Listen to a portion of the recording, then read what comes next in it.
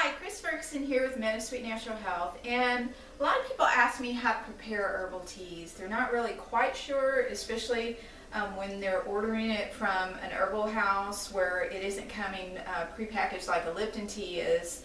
So there are various methods to use. A lot of people like to use various strainers, and they'll want something like these little tea strainers. I personally don't like these because I think they're kind of hard to clean out.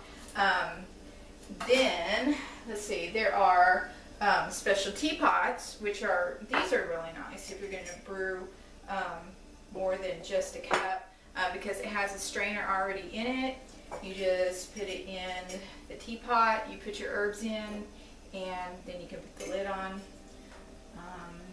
My personal favorite is just a plain old kitchen strainer, because after I've brewed my herbs, usually I'll brew it in just a spouted measuring cup, and that way when it's done I can just pour it. This will fit right over the cup like that, and I will just pour it and strain as I go, and then I can just take this and just kind of dump it in the garbage, and it's just a quick and easy cleanup. And my preference, everybody has their own way of doing things, of things that they want to work with.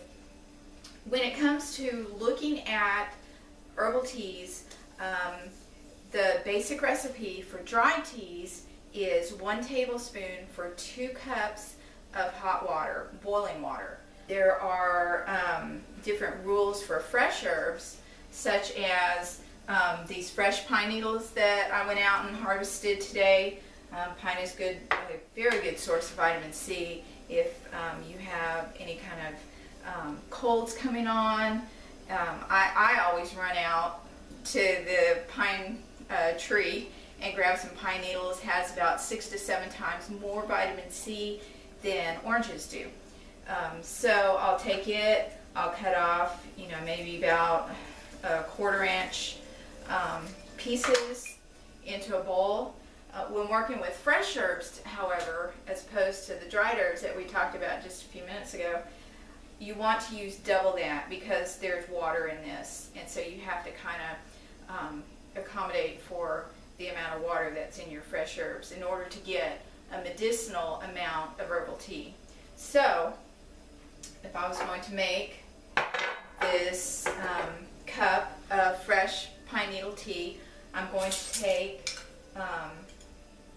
2 tablespoons per cup for 2 cups actually. And then I would pour my hot water on there, and then I would let it soak.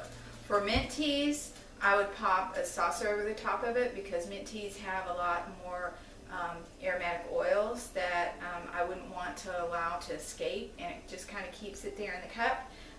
For the purposes of my pine needle tea, I'm just going to let it sit here. I'm going to set my timer for about anywhere from 3 to 5 minutes, so I'll set it right in the middle at about 4, and at the end of 4 minutes the buzzer goes off. I've got my cup, I've got my strainer, and then I'm just going to pour it through the strainer and lift it away. And you can add anything to herbal teas. There's nothing that can mess this up. It's so easy. I don't know why people aren't doing this more often, other than they're just not educated. This knowledge just hasn't been passed down from their parents or grandparents or whatever, and the knowledge is being lost, and it's really kind of a shame. But you can put lemon, you can put cinnamon, you can put honey, any kind of sweetener you want, preferably not white sugar, because white sugar lowers your immune system. So if you're wanting something like this to boost your immune system, you want to use something like stevia or honey or something like that in it. When it comes to barks, like this licorice here, it is the bark of a tree, and you'll find your herbs in bark forms. You're going to want to take this and you're going to want to simmer it for about 20 minutes. You're trying to make sure that this is soft enough for the medicinal properties to come out of that plant cell, the dried plant cell. So you're going to be simmering it for 20 minutes before you strain it out. I like to, if I know I'm going to be drinking it over a period of several days, especially like I have my licorice and I have willow bark here. Willow is good for like aches and pains, and the licorice is good for the adrenals, for stress, very, very good for stress. I will make a bulk amount. I'll make 4 cups, which is a quart, and I'll simmer this, and I have simmered this for 20 minutes, and so I will just pour it slowly directly into my jar, and it's a gorgeous, gorgeous golden color, golden orangey color. The thing that you'll notice also with barks and hard roots, if they've been dried, is that they will soak up some of your water. So I poured a full quart jar into this before I started, but the amount of herb that I put in took up about 1/5 of it.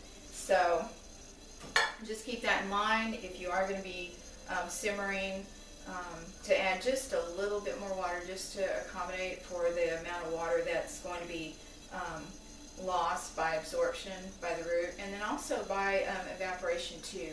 You don't want to be boiling it full blast. You just want it to be on a low simmer so you don't lose so much fluid, and I would put a lid on it too while you're simmering it.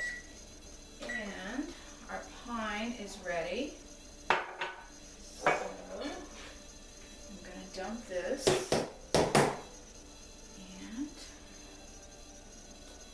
I am just going to run it through the strainer. And these cups are pretty large, more than the 8 ounces in the pine. And you can kind of squeeze it as well. And that's pretty much all there is to it. So this is Chris Fergus again for MetaSweet Natural Health, and here's to your health.